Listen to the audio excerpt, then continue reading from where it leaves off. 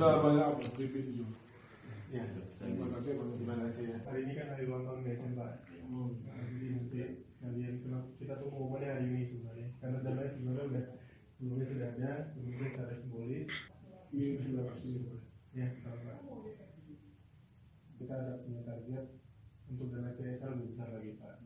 Ini kan berhubungan dengan laba perusahaan juga Pak. Bahwa nanti kita bagus, berarti dana CSR akan jauh lebih besar daripada yang sekarang. Jadi sementara binaan kita di masjid kurma tadi Pak. Kami izin Pak ya. Terima kasih banyak waktunya nih Pak.